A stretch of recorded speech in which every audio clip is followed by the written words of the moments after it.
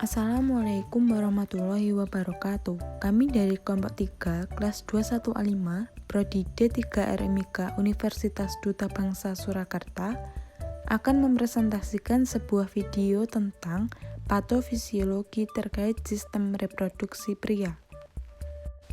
Adapun anggota kelompok kami yang pertama yaitu Nurul Anis Sahrani, NIM 210-205-194, kedua Raihan Zulfani, NIM 210-205-196, 3. Tia Sofia, NIM 210-205-202, 4. Yusuf Adi Prakoso, NIM 210-205-175. Yang pertama, pengertian patofisiologi. Patofisiologi adalah ilmu yang mempelajari tentang gangguan fungsi-fungsi mekanis, fisik, dan biokimia, baik disebabkan oleh suatu penyakit, gejala, atau kondisi abnormal yang tidak layak disebut sebagai suatu penyakit.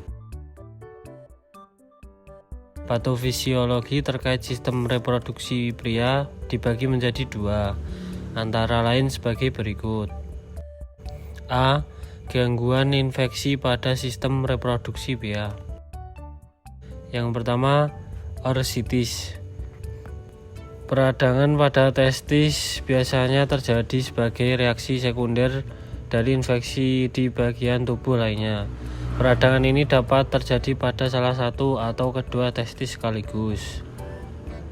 Orsitis disebabkan oleh bakteri, virus, dan orsitis idiopatik atau orsitis yang tidak diketahui penyebabnya.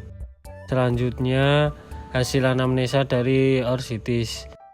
A. Pembengkakan dan rasa nyeri pada salah satu atau kedua testis. B. Nyeri ketika buang air kecil saat berhubungan seks dan nyeri pada bagian selangkangan. C. Adanya darah pada cairan sperma. D. Rasa tidak nyaman pada testis. Pemeriksaan penunjang orsitis sebagai berikut. A. Pemeriksaan urin. B. Pemeriksaan darah. C. Pemeriksaan testis menggunakan USG. D. Pemeriksaan colok dubur. Penata laksanaan dari penyakit orsitis. Pengobatan dengan pemberian antibiotik dan antiinflamasi. Penyakit orsitis mempunyai gejala pembengkakan dan muncul rasa nyeri pada salah satu atau kedua testis sekaligus, demam, adanya darah pada cairan sperma, dan nyeri pada bagian selangkangan. Berikut ini merupakan gambar penyakit orsitis.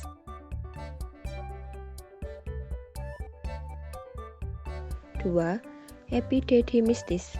Definisi: peradangan pada epididymis atau saluran bergulung-gulung yang menghubungkan testis dan vas deferens. Apabila peradangan yang terjadi menyebar hingga ke testis, maka disebut dengan epididimoorsitis. Penyebab epididymistis sebagian besar adalah infeksi bakteri yang berhubungan dengan infeksi saluran kemih, infeksi prostat, dan infeksi menular seksual. Hasil anamnesa: A. Skrotum membengkak, sakit saat disentuh dan berwarna kemerahan. B. Testis nyeri saat disentuh dan nyeri saat buang air kecil. C. Terdapat darah pada cairan sperma. D. Rasa tidak nyaman atau nyeri pada perut bagian bawah atau pangkal panggul. E. Pembesaran kelenjar getah bening di pangkal paha. Pemeriksaan penunjang: A. Pemeriksaan urin dan cairan yang keluar dari uretra. B. Pemeriksaan darah. C. Pemeriksaan USG.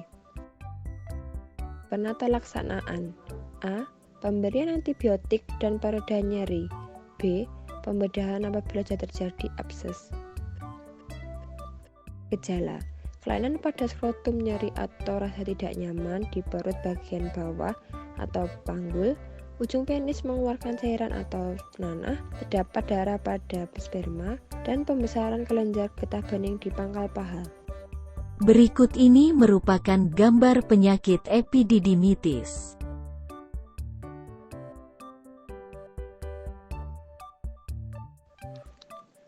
Prostatitis. Definisi: adalah peradangan atau inflamasi yang terjadi pada kelenjar prostat.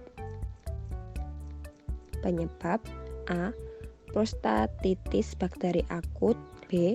Prostatitis bakteri kronis, C. Chronic prostatitis atau chronic pelvic pain syndrome, D.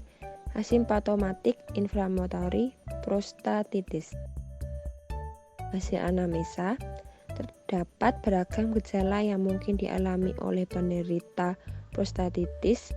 Yang berbeda tersebut tergantung pada jenis prostatitis yang terjadi. Pemeriksaan penunjang: A. Pemeriksaan darah, B. Pemeriksaan urin, C. Pemeriksaan pemindaian USG atau CT scan. Penata laksanaan yang dilakukan pada pasien prostatitis dengan banyak cara dan dapat berbeda-beda tergantung dari bakteri penyebab, gejala yang ditimbulkan, dan tingkat keparahannya. Gejala: demam, menggigil, aliran urin lemah dan nyeri saat berkemih, nyeri pinggul bawah, dan nyeri di pangkal penis atau di bagian belakang skrotum, selalu terasa ingin buang air besar maupun air kecil, nyeri setelah ejakulasi, dan terdapat darah pada cairan semen. Berikut ini merupakan gambar penyakit prostatitis. B. Gangguan non-infeksi pada sistem reproduksi pria. Yang pertama ada benigna prostatic hyperplasia atau BPH. Suatu kondisi pembengkakan prostat sehingga pembesaran kelenjar ini mempersempit saluran uretra. Penyebab BPH secara pasti belum diketahui. Untuk hasil anamnesa ada inkontinensia urin, yang kedua sulit mengeluarkan urin, yang ketiga nyeri setelah buang air kecil, yang keempat mengeluarkan urin disertai darah. Ada pemeriksaan penunjangnya yaitu pemeriksaan urin, pemeriksaan biopsi prostat, pemeriksaan darah, pemeriksaan CT, pemeriksaan USG, pemeriksaan sistoskopi. Penata laksanaan ada reseksi prostat transuretal, yang kedua vaporisasi prostat transuretal, yang ketiga ada transuretral microwave thermotherapy. Dengan gejala BPH yaitu urin sulit keluar di awal buang air kecil, perlu mengejen untuk membuang air kecil, aliran urin lemah atau tersendat-sendat. Berikut ini merupakan gambar penyakit benigna prostatic hyperplasia atau BPH. Yang kedua ada infertilitas. Suatu kegagalan untuk mencapai kehamilan setelah melakukan hubungan seksual tanpa menggunakan alat kontrasepsi. Infertilitas dapat dibagi menjadi dua, yaitu infertilitas primer dan sekunder. Penyebabnya yang pertama ada pretestikular, adalah kondisi di luar testis yang mempengaruhi proses spermatogenesis. Yang kedua, testikular, yaitu kondisi yang menyebabkan infertile, adanya kelainan kromosom. Yang ketiga ada post-testikular, gangguan pada jalur reproduksi karena obstruksi traktus ejaculatorius, gangguan fungsi atau motilitas sperma, dan gangguan hubungan seksual.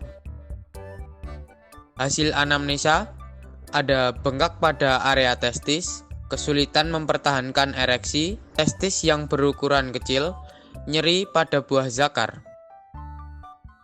Pemeriksaan penunjang yaitu pemeriksaan mikroskopik cairan sperma, penata laksanaan, pengobatan antibodi sperma, terapi empiris, dan pengobatan infeksi genital. Gejala yang dialami pada masalah dengan fungsi seksual seperti kesulitan ejakulasi, berkurangnya hasrat seksual, atau kesulitan mempertahankan ereksi, nyeri, bengkak, ada benjolan di area testis.